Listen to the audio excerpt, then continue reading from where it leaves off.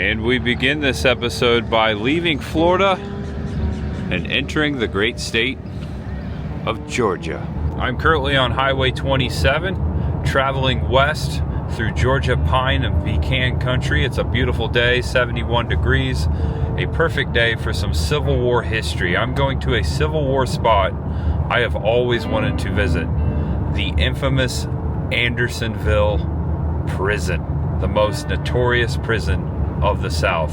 I have now entered Andersonville National Historic Site. These are the hours for the National Cemetery, the grounds, and also the National Prisoner of War Museum. They are open daily. Andersonville, also known as Sumter. This was the Confederacy's largest Civil War prison. It operated from February 1864 to May 1865. It held over 45,000 Union soldiers, and about 13,000 of those perished right here on these grounds. I am looking forward to exploring this infamous Civil War prison. But first, we're going to head to Andersonville, the town where our story begins. And right across from the Andersonville prison grounds, welcome to Andersonville Civil War Village. Antiques, museum, RV park, and restaurant. Yeah, perfect time and lawnmower, I know.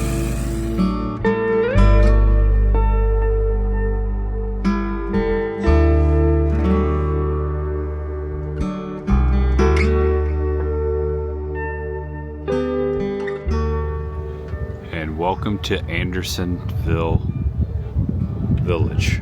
We've got a stretch of downtown here. There's a country store, a Civil War museum, which we're going to talk about. We're going to visit something very cool inside.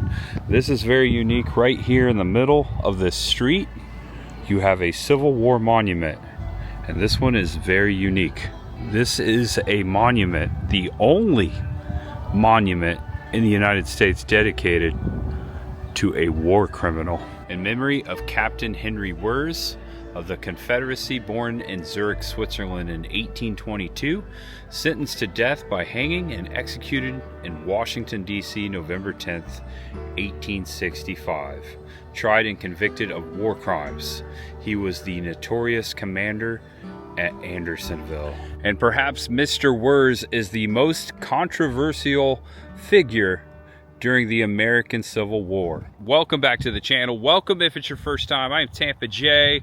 Thanks for clicking on this video. I have been fascinated with the Civil War since I was a little kid. Ever since I first took my first history class in elementary school, I would eventually go to college and learn history, specifically studying the Civil War. I'm not an expert, but this is why I like to get out and check out all these places, because not only do I get to learn about the Civil War, I get to learn with you guys. And we begin here with one of the most controversial figures of the entire American Civil War. See, they erected a monument.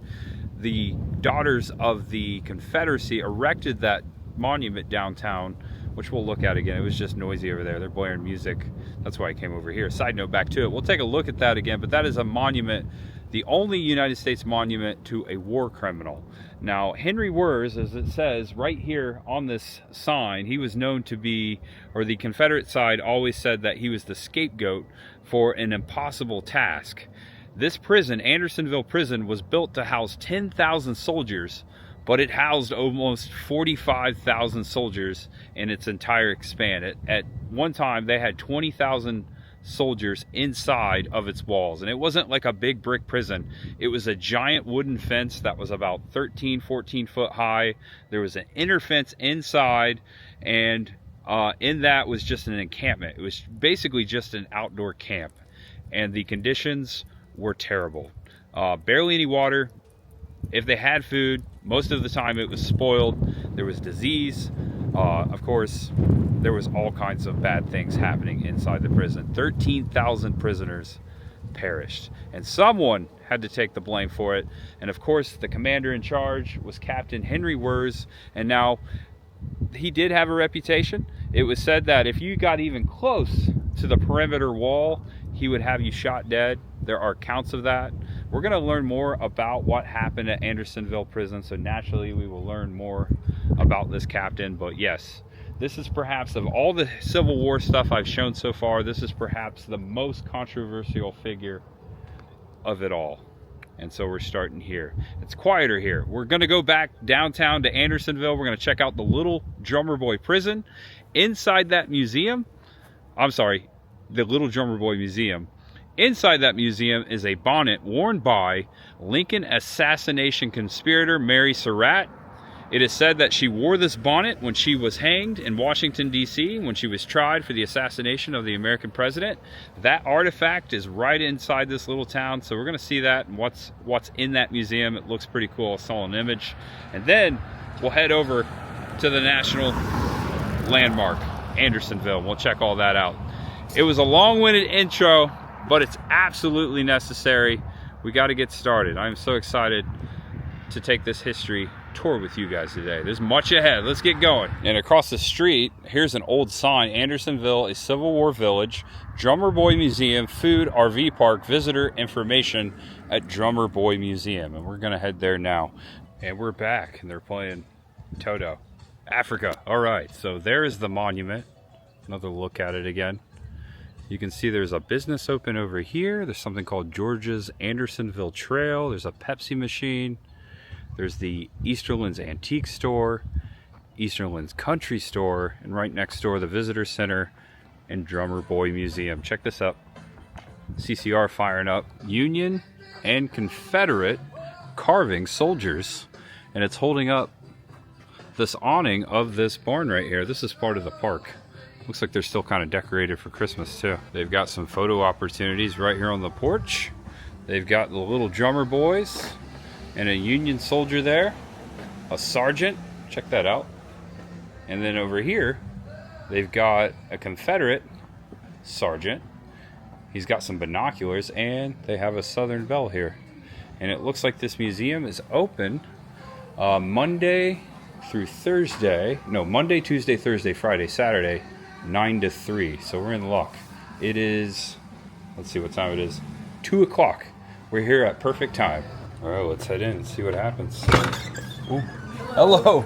Sorry, I didn't mean to startle you. Hey, Mac. How you doing? All right. Welcome to Andersonville. What you doing? Here's a brochure. Talks about our history. Oh, okay. Talks about the collection in the other room. Almost everything in there is original.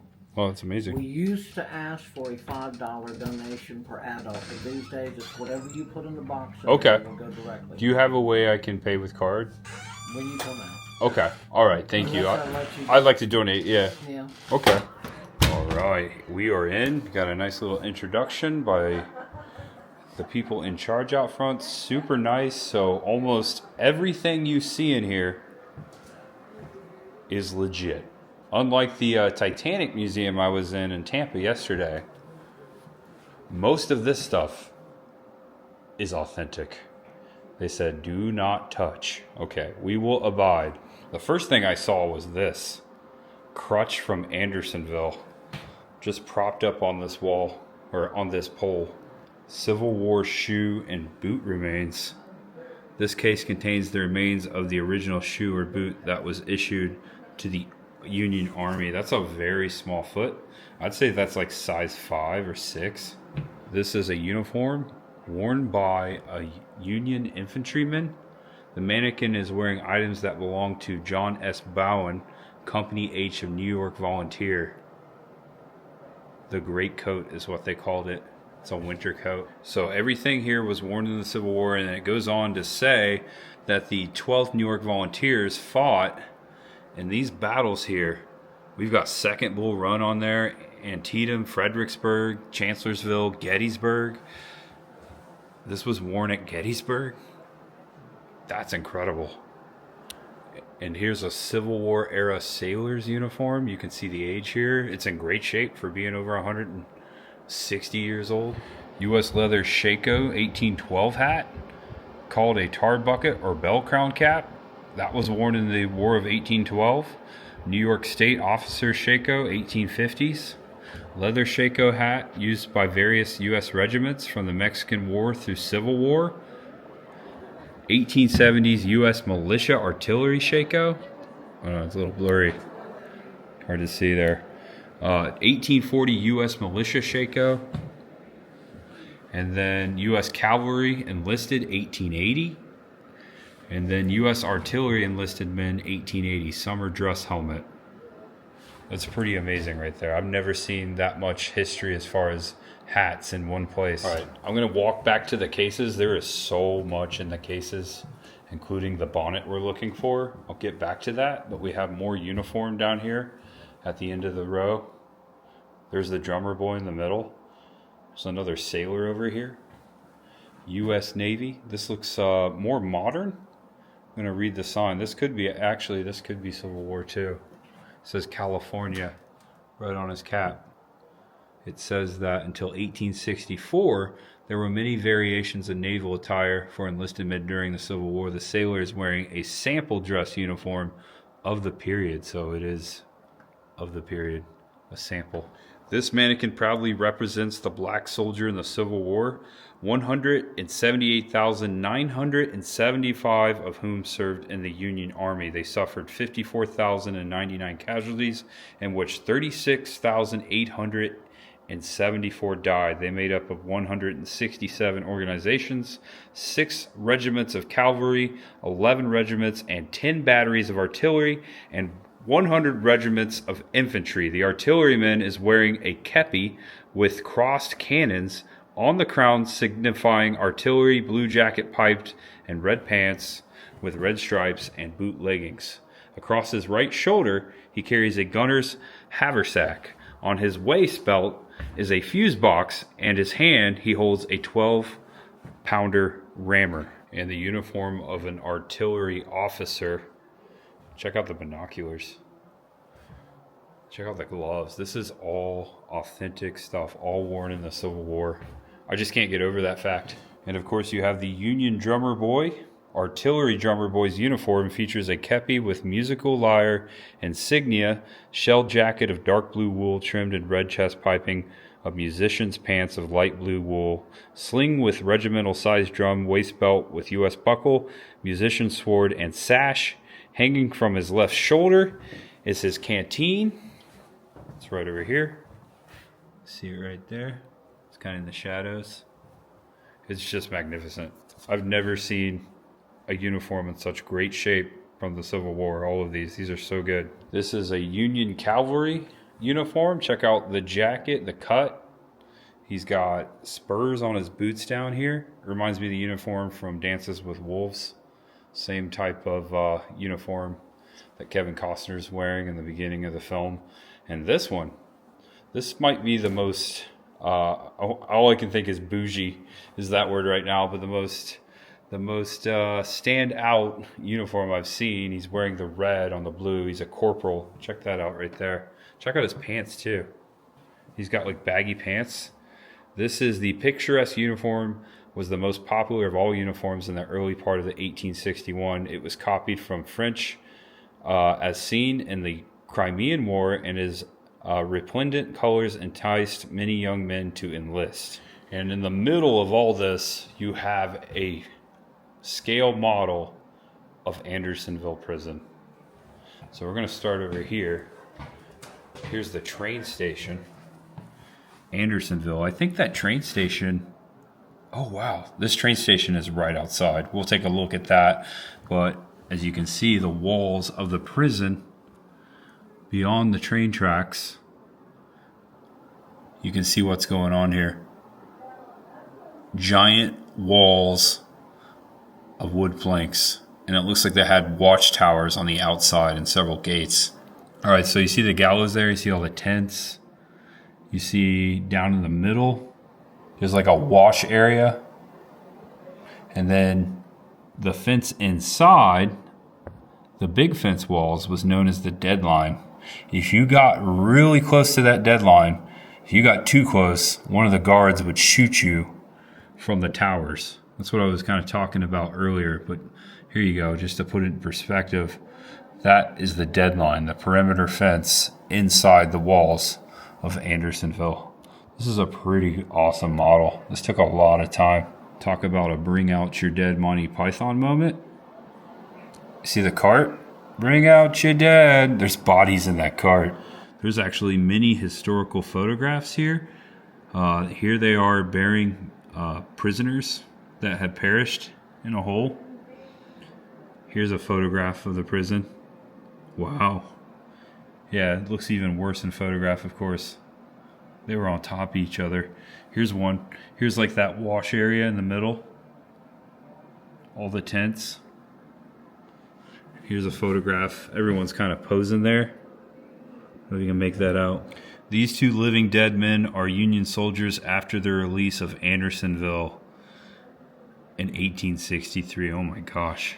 All right, there's no possible way I can show you and read everything down the case here, so I'm just gonna go a little fast, but I'm gonna make sure you can see what's going on here.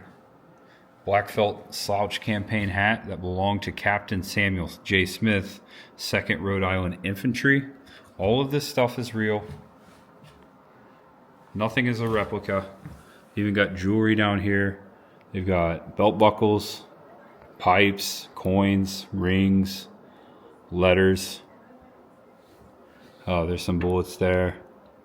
Military fife. That's really cool. Another drummer boy hat. You got a bugle here. Bugle of the 3rd Maryland Infantry, 2nd Corps. I'm gonna miss something. Take a screenshot. Make it last longer. Check out this comb. Soldier's pocket comb found on the battlefield of Shiloh. Wow, that's cool. Can't wait to get to Shiloh, 1862. Got a jug and some canteen cups. Wonder how many cups of coffee we drink out of that. And we go over here to the second case. I see some surgeon equipment here. Civil War surgeon amputation saw. Ooh. That's got to be haunted, right? A lot of negative energy there. Civil War medical syringe. Medical officer's pocket surgical kit. Confederate medicinal canteen. And down here I see a deck of cards. Civil War playing cards that were found inside a soldier's haversack. Now that's cool. We've got even more down here. We got handcuffs, leg irons used for both Army and Navy prisoners, north-south, and were used in more desperate cases or under Confederate or serious offenses. Here's a Civil War soldier's cup mess, plate, knife, fork, and spoon. We're going to move over to the next case. We've got some weapons in here, and we've got a sword, Union Infantry Officer's saber. Look how beautiful this is. The engravings on the blade. Still very sharp. Check out these glasses, rare artillery flash goggles. Bullet and tree from Gettysburg, Culp's Hill. That's amazing. Would love to have something like that. And down here we have a Navy model Savage pistol, 1860, 38 caliber. Back there we have a 1860 Whitney 38 caliber. We've got mini bullets here. Army model Star 1856 double action 44 caliber. Belonged to Captain Albert Wilbert, 16th New York Cavalry. It's pretty cool when they know who used it. Army model 1863 Remington 44 caliber. And we have a Colt model 1851 36 caliber. It says famous Navy users included Robert E. Lee, Quantrill's Raiders, and Doc Holliday. I'll be your Huckleberry. That's awesome. Gloves. Another hat here. Another bugle. That's a cavalry bugle. Notice the size. It's a little smaller. And back there they have a rifle. Star percussion breech loading. Carbine. 54 caliber. All right. And then we're going to move over to the last case. And right there is the bonnet of Mary Surratt. Now I looked up how to pronounce her name because I wasn't sure. I always heard Surratt or Surratt. I think it's Surratt is what I read. Here's the bonnet. I'm going to read you the inscription. Notice the bow. And there might be, yeah, there is a photograph. This bonnet belonged to Mary Surratt. She was hung as conspirator in the Lincoln assassination on July 7th, 1865 at the Arsenal Prison in Washington, D.C. Here's a photograph. Let's see if we can make her out. I think that's her right there. It looks, oh my gosh, she's wearing a bonnet. It's this bonnet. There's the other conspirators. Of course, John Wilkes Booth. Wow. It says, along with Lewis Payne, George Azeroth, and David Harold, General Eckert escorted the prisoners to the gallows. The bonnet was given to him when it was removed and the hood placed over her head. So it was removed right before they put the hood over. So right before she hanged. That is creepy. And it sits right here in the middle of Georgia. There's a photograph of Mary Surratt. All of the conspirators. Those were the 4 hanged that day. All right, we barely made a dent in here. Here are the uniforms of the Confederate officers. These are right when you walk in. The Union back there. There's also a uniform here. And so we have both Union and Confederate drummer boy drums and complete uniform. The drummer boy sounded daily camp calls, and when under fire military commands, there were upwards of 26 different rudiments to memorize. At night, he stood alone at the end of Camp Street and tapped out the beat that gave Taps its name. Andersonville diorama built by Gerald Lambie, founder and curator, Drummer Boy Museum. So there you go. Got to give credit to the artist. It's an amazing model, and I'm glad I came here first. So now we have a perspective of what was going on as we visit the site today. Anxious to see what's left that we see here, if there's anything out there left today. And right here are some photographs of the hanging of Captain Wirz. They're very blurry, it's very far, but he's standing right there below the gallows. This is a rare soldier's training rifle that belonged to Private William Tabin. It says 1863. I've never seen a Civil War training rifle, a real one. Some honorable mentions. Stop in here, donate. Can't wait to go out and donate because this is one of the best put together, nicest roadside museums I've ever seen, and of the Civil War. I have a lot to see, but this is a hidden gem right here from all that I've seen so far. All right, I'm here in the gift shop. They've got a bunch of souvenirs. Oh yeah, we're not politically correct here at all. Oh, you got everything. You're representing all the flags. No, it says right there, no, not politically correct. I see. They have some replicas of some Civil War. They're very authentic looking. I'm noticing this one. This is of the United States Cavalry, little sword. No, that's an artillery. That's artillery. Okay. Yeah, that's artillery. That's why. That's because of the length. Mm-hmm. Yeah, that's really cool. $39.99.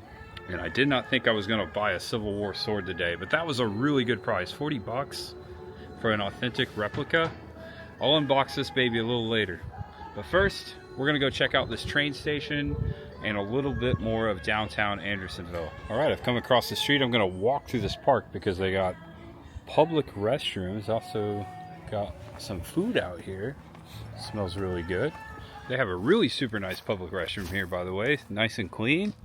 Walking towards the historic train station, which we saw in the model. So this was here during the Civil War. That means the prison, past the railroad tracks. The tracks are still here. Way down the hill, we passed it on the way in. So this is the train station where everyone came and went if they were coming to Andersonville Prison. The train tracks just over here. It looks like it's open. It says Critter Hydration Station, Andersonville City Hall. Okay, so there you go. It is the current City Hall of Andersonville. It's a public place. I'm sure we could walk in there. It's just an office though, so I don't want to disturb anyone. The city of Andersonville was incorporated in 1853 as the village center of a small farming community. It came to national attention when Camp Sumter Prison opened here in 1864, especially when its commander, Captain Henry Wirz, was tried for alleged crimes against humanity in 1865. I'm thinking about the model we saw inside, the train tracks coming through here, Civil War soldiers, prisoners, men and women getting off the train tracks right here back during the Civil War. Just fascinated with that. Looks like there may have been more tracks right up against the station here. Here are the current ones. These are active. These could have been some of the same pathways. Don't want to get too close, but check this out. In front of the train station, they have this really nice memorial to POW and MIA. So inside of Andersonville is the National POW and MIA Museum. Don't know if we're going to see that today. We might save that for another time. It does close at 4:30, and it's already almost 3 o'clock, so we'll see. All right, guys, I just went into Andersonville Antiques. I want to thank the owner, Jeanette. Very nice. I actually met a lot of folks down here that are just absolutely so nice. Such sweethearts. This is a nice small town that embraces their history, and they realize that people come here from all around the world to see the history and experience it with them. So check out Andersonville Antiques. Tell them Jay sent you. And also, same thing for Drummer Boy Museum. Now we're gonna head to Andersonville Prison. It is time. And we are back where we started. Welcome to Andersonville Prison. We've got this long driveway back to the grounds. All right, so it looks like this is a one-way, although there's a parking lot right there. We are going to drive slowly around what was the walls of Andersonville. Check out the monuments. It's the Wisconsin Monument. Looks like we can stop anywhere. All right, so it looks like they have a recreation of one of the walls down here. We're gonna go down to this parking lot and we're gonna start right here. There's a walkway. All right, all parked up. So there's a sign here to my right to explain and show you what's going on. Up there you see a portion of a replica of a wall where it stood. We're gonna go check that out. Here's the pathway. Now imagine the prison. Here is an illustration. Remember in the model there was a dip in the middle in the stream where they were bathing in the stream. So we're about right here where this house is, whatever this is, and we're kind of looking back up the hill towards the fort. So notice this dip in this stream. This stream is right in here, and there's the well house. The stream, a branch of Sweetwater Creek, was the prisoner's water supply. Today, a neatly dredged channel is misleading. When the prisoner's wall was built, the stockade post slowed the current, turning the water steam banks into acres of stagnant swamp. So that was their drinking supply inside the fort. And you can see this dip here and the walls. So the walls would have been right here. Here's the dip, here's the creek, and then that wall goes up towards the hill, the other side of the prison. So that wall is actually where it should be. Here's a map. It was a perfect rectangle. The outer stockades, and then you had the inner stockade, and here's the creek, swampy water in between. So we are standing like right in here where it stood back during the Civil War, just a recreation. And then you have the well house over here, and this is known, I believe this is known, we'll find out, this is known as Providence Spring. It actually says it right on it. And I do have my EMF K2 meter looking for paranormal activity. See if we get a spike on this. You know me, always hunting for ghosts. I didn't believe in ghosts either until I saw one. Let's see, there's 13,000 people who perished out here. I can imagine the energy is just haywire. We got a little bridge here to cross first. This was their drinking water. Right now it's just they said it's in better condition now than it was back then. The sign here says the North Gate. As we're looking up at the North Gate, we're about ready to head up there. The trail follows in the footsteps of newly arriving prisoners. Captured Union soldiers marched from the Village Railroad Station, which we were just at, past this spot and uphill to the north gate. So we're taking the same route as the prisoners. Some 45,000 men once took this same march up this hill over the span of Andersonville. Looks like you cross another creek right here. Alright, here's the main gate. There's a door within the gate. You can see the steeple of one of the monuments up there. This is really cool. Can you imagine if they built out the whole wall? Look at this view. It would go almost back to that tree line. That is a giant fort of a prison, and it still wasn't even close to being the size that they needed. Are you guys ready to go in? See if we can shut the door. Oh yeah, they're heavy, but I can move it. Wow. Here's the inner door. They would close it and just put a bar, perhaps just a big piece of wood across to lock it from the outside.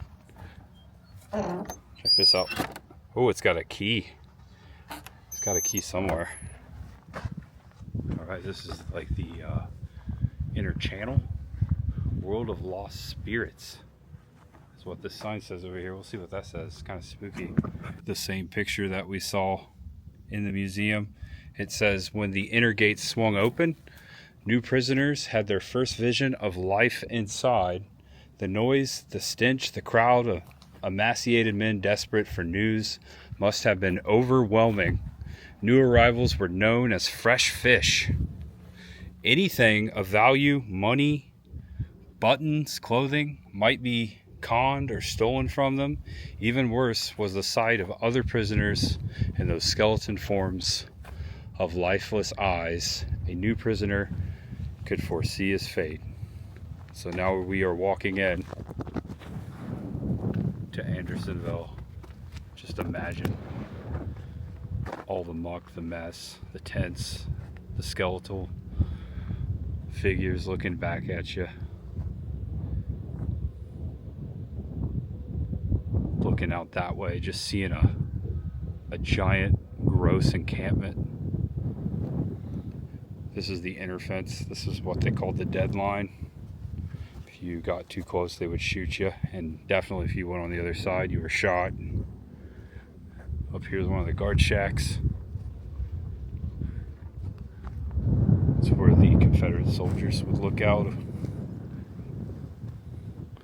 It's pretty cool they recreated that. I'm gonna walk up here a little more. Anyone still out here?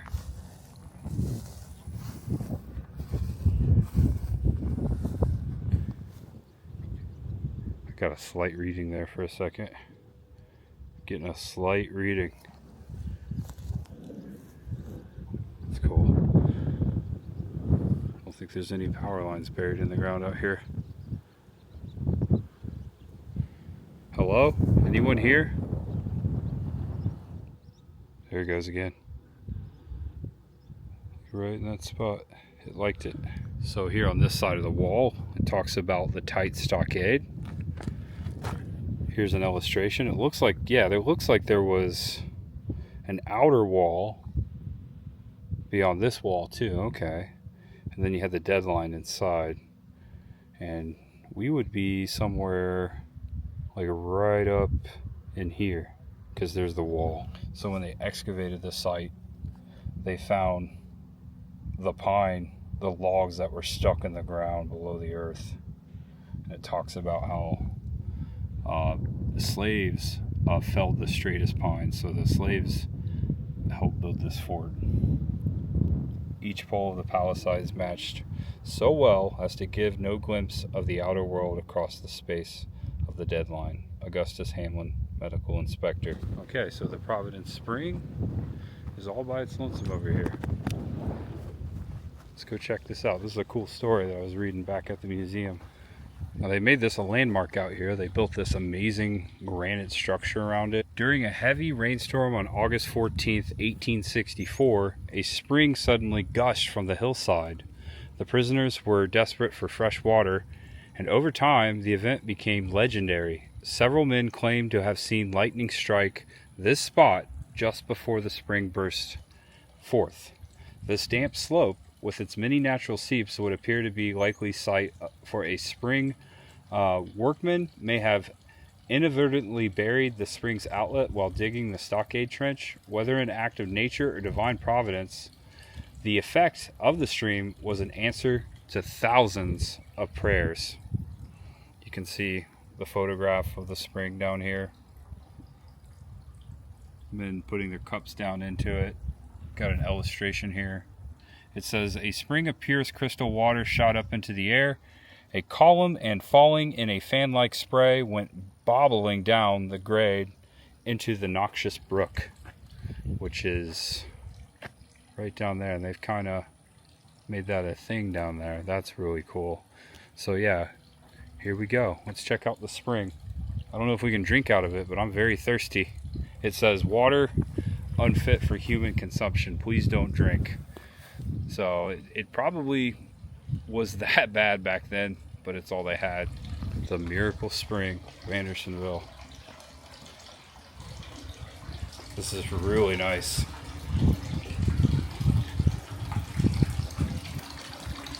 With charity to all and malice toward none. It's got the angel. Oh, actually, no. I think that's a sparrow or a dove. I think that's a dove. The beak is gone.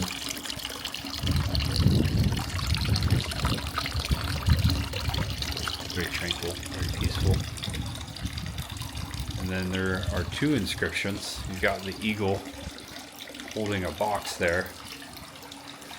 This fountain, all erected by the National Associations of Union Ex-Prisoners of War in memory of the 52,345 comrades who were confined here as prisoners of war, and of the 13,900 comrades buried. See, those numbers are bigger than I've been saying. Comrades buried in the adjoining National Cemetery, dedicated on Memorial Day, May 13th, 1901. And then over here, there you go, erected 1901.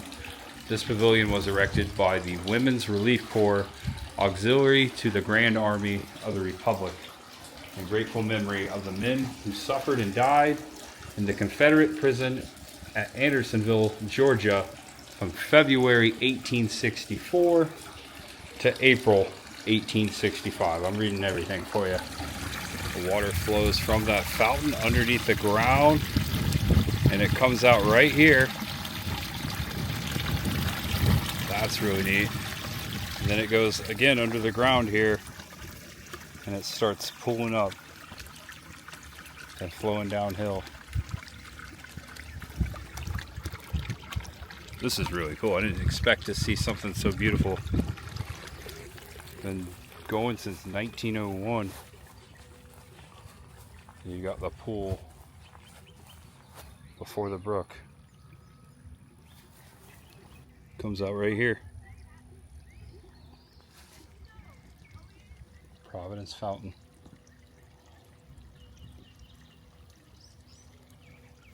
So I am down in the bottom of Andersonville right now. There's a sign over here that says venomous snakes in area. Ooh, just got a little creeped out. Alright, back in the car. We're going to continue driving around the prison. All that water made me so thirsty. Thankfully, I had just purchased some liquid death before I got to Andersonville. This'll do. Liquid death. Oh wow. Not intended. Alright, so these stones mark where the south gate of Andersonville once was. So what we saw at the top of the hill recreated would have been right here. And then you see these poles sticking up. Those are actually concrete. That is marking where the inner wall was. It actually does say south gate right there. That's cool how they did that. There you go, deadline. It says deadline right there. All right, I think I gotta get a photo of that. Looking back at where we just were. We were almost to the back of the fort right here. Actually, this is the back corner. That right there represents the back corner of Andersonville. This is west. There you go. Ooh. Don't touch that, it's fragile. It's dead. So this is the back west, southwest corner of Andersonville. And then we're gonna head that way, but you can see way out there, the back northeast corner, there's a wall there as well. Southeast stockade.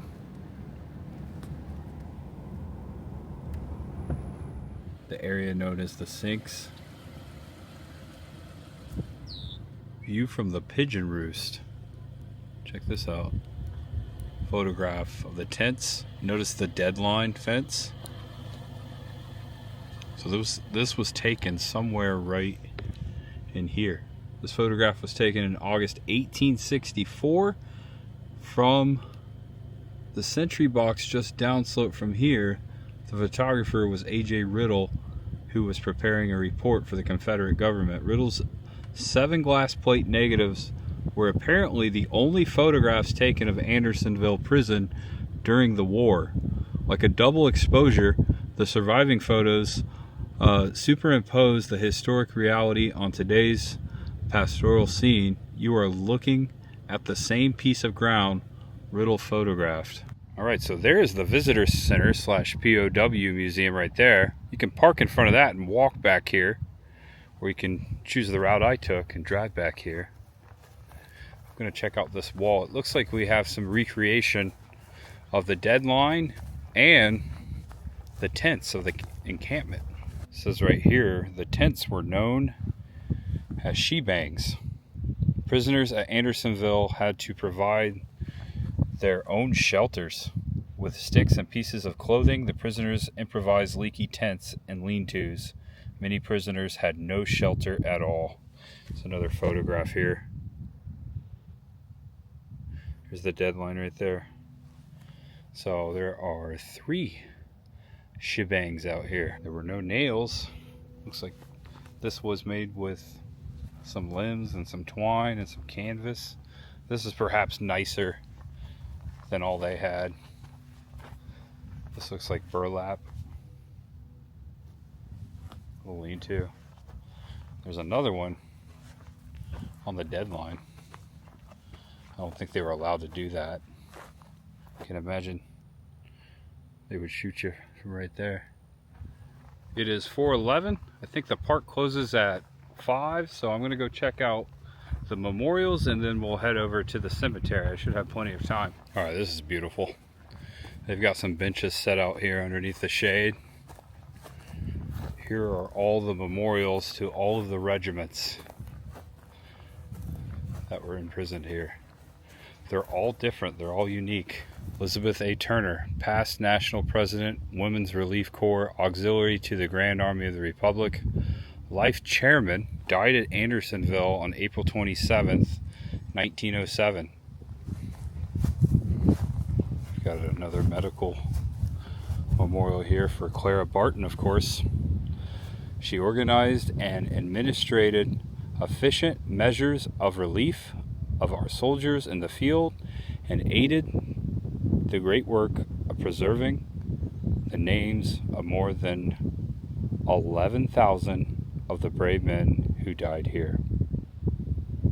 Father Peter Whelan, an Irish-born Catholic priest from Savannah, arrived in Andersonville on June 16, 1864, to minister the sick and dying while other priests visited for brief periods.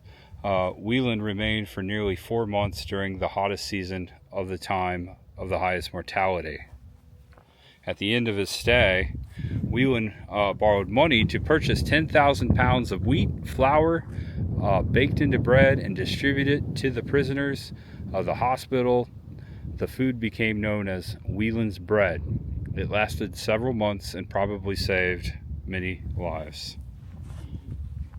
It's a really cool monument to a humanitarian. And this one over here is perhaps the largest of the memorials. I don't know if you can see it in the shadows. I'm going to go around. It says Wisconsin. Known dead 378. To live in hearts we leave behind is not to die. And then there's like a bench here too. Look at this. L. Williams T.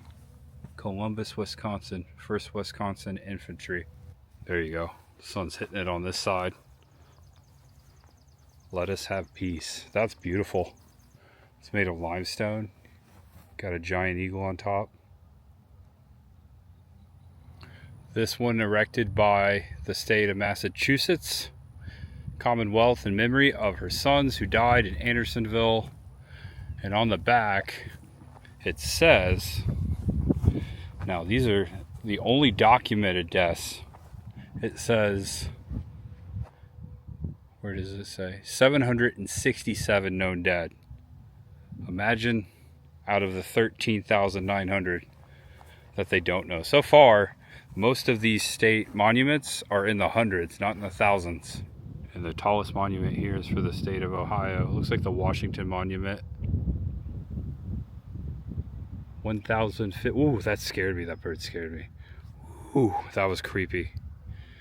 1,055 loyal sons who died here at Camp Sumter.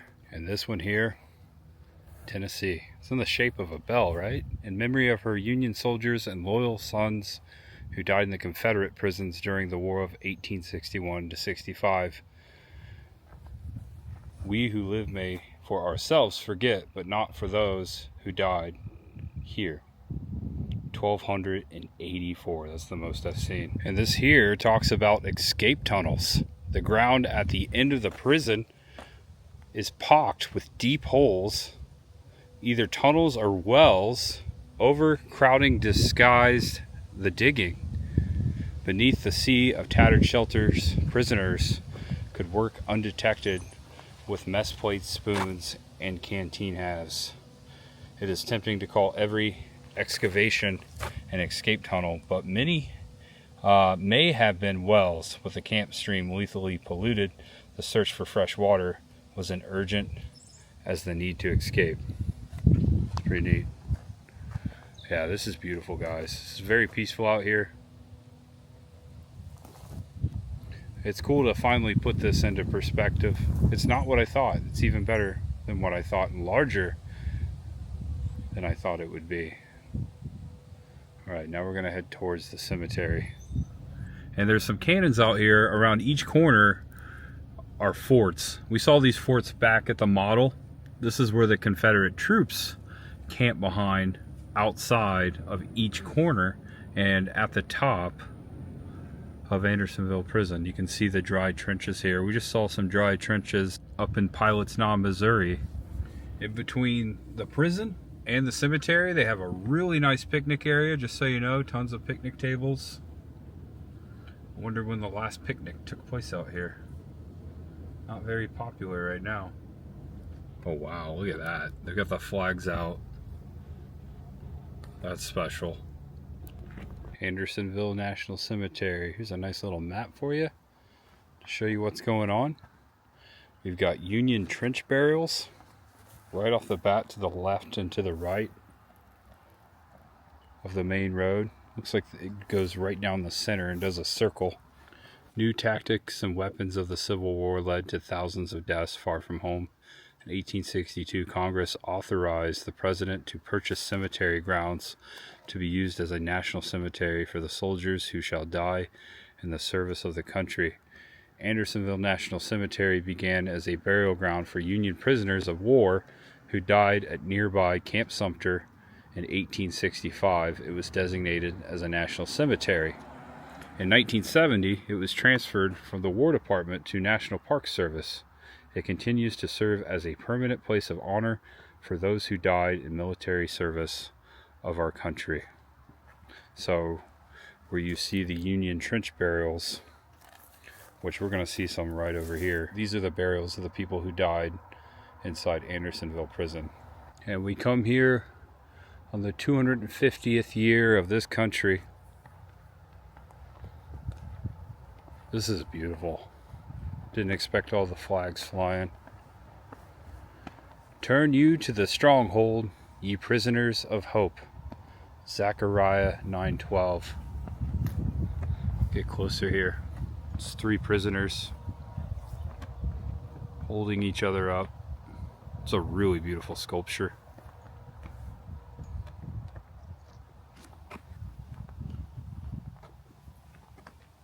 And here we are.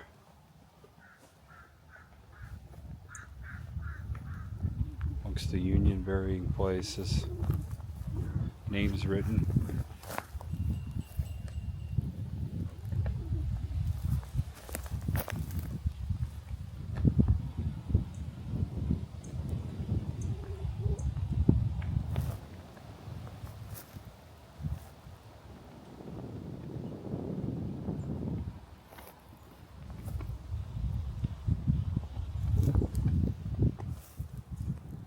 T.B. Cox, Indiana. First one I saw from Indiana. My birth state. And there are more memorials out here. I see Iowa right there. That's Iowa.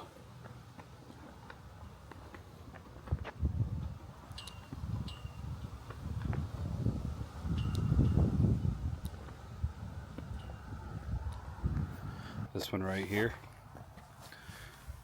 Unknown U.S. soldier. Between Baker and Decker. J.P. Decker, private. Wind's picking up here. There's a sign over here that says prisoner burials. It's got a photograph. Wow. Okay, so this was right here. They just dug a trench. Trench would have been, here you go. See the gravestones?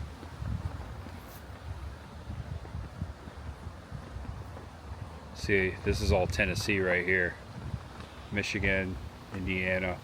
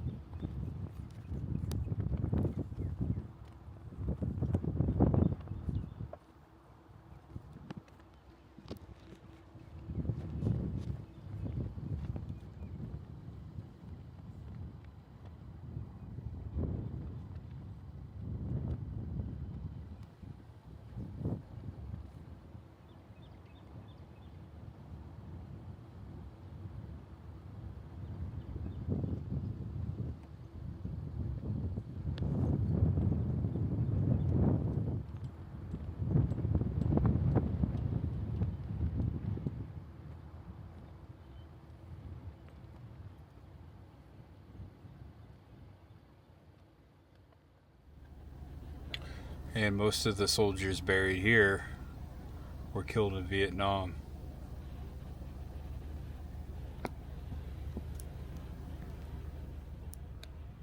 So right here it talks of the raiders' graves. The 6 graves were deliberately set apart. These 6 prisoners were buried with dishonor. Now these were members, or I should say prisoners, inside of Andersonville, a group of enlisted soldiers. With no officers to maintain order, life in the pen became anarchy. A gang known as the Raiders roamed the prison yard, bullying, robbing, and even murdering other prisoners.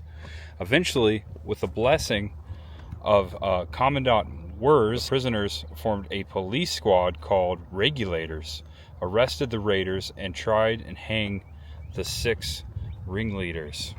Before their execution, the 6 Raiders were court-martialed by the peers. Confederates provided lumber for the gallows, which was erected near the prison's south gate. We were out there earlier.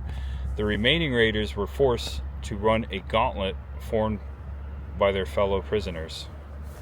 So right here in this shady spot, it's a magnolia tree, by the way, it's beautiful. These are the resting places of the 6 raiders. Patrick Delaney, Chaz Curtis, looks like Pennsylvania, Rhode Island. William Collins, Pennsylvania. It looks like Sarsfield, J&O Sarsfield, New York. Hard to read these. Rickson, United States Navy. They don't know where he's from. And Munn, also from the Navy. So we know there are a couple sailors there. But these were the 6 raiders hanged inside of Andersonville by the Regulators. I think of the Regulators. That was the name of Billy the Kid Squad. The car looks neat there, amongst all the flags. Look at that. Alright, so I believe here on the East End, this is where they have all the services out here. It's all set up for a service. There's a table over here. Oh wow, what a view. Look at this.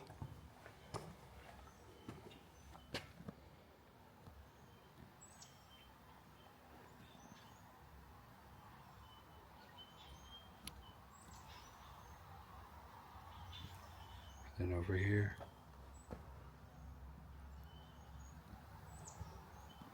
Wow. No words. It's very heavy here, a lot of emotions, but peaceful. Heavy and peaceful. That's how a cemetery normally goes. But this one, a lot of martyrs out here. And just about the moment I was thinking, right after, where's the Indiana Memorial? Well, it's right here, nearest to the circle. Look at that. Erected in 1908. Under authority of an act of the 65th General Assembly of the State of Indiana. Zoom in for you. Indiana mourns for her fallen heroes, the 702 brave sons, for the cause they loved, gave up their lives in Andersonville Prison from February 1864 to April 1865. Till the mountains are worn out and the rivers cease to flow, shall their names be kept fresh with reverent honors, which are inscribed upon the book of national remembrance. You can see the reflection of the headstones behind me. Look at that. Wow. Thanks everyone for their service. Appreciate it. All those who have served, especially you watching there, thank you so much.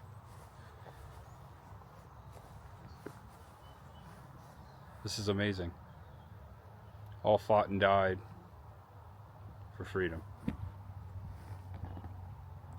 Not theirs the matchless death by sword or shot. Instead, the agony of martyrdom. It's really cool. I didn't see that. So I'm noticing all the names on these headstones right here are women.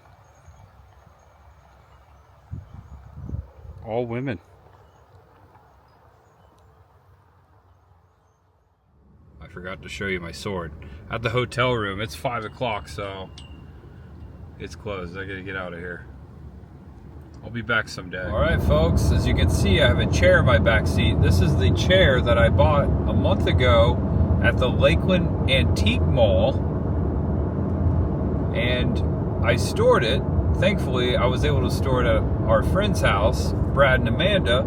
I picked it up last night, got dinner with them, actually watched a movie with them at their house before I headed towards Georgia. But anywho, that's why there's a chair back there. That chair is from Restaurantosaurus from Dinoland, USA. Rest in peace. I picked that up at the Lakeland Antique Mall last month. When I was here, I flew here. I knew I would be back this weekend, so it all worked out. Thanks to Brad and Amanda for storing that. Little did I know I would I would buy that chair, go home, they would fly, hang out with me, and then a week later I would come down to Florida as planned for the Rays weekend. Went to the season opener at Tropicana Field for the Rays, so it all worked out logistically. So in case you're wondering why there's a chair back there, that's why. It's some other stuff. Hope you guys are enjoying the video. I have a 2-hour and 46-minute drive until my hotel tonight in North Georgia, and I'm really looking forward to it.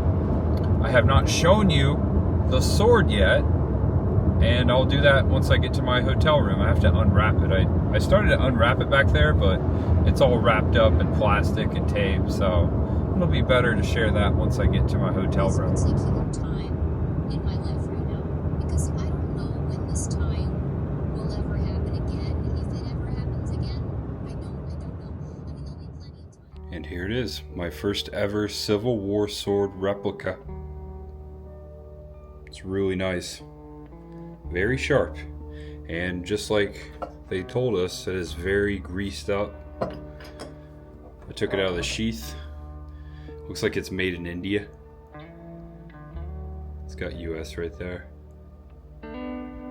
For 40 bucks, I'm impressed. It's very, it's heavier than it looks. I won't be fighting with it. It'll be cool to display. All right, well, guys, that's my sword. And that was the vlog. Andersonville. Cross that off my Civil War bucket list today. I want to thank you all for joining me. I hope you enjoyed it. Please give the video a thumbs up. Feel free to subscribe below. What was your favorite part? Let me know if I missed anything. I will be back to Andersonville. I got there a little later in the afternoon.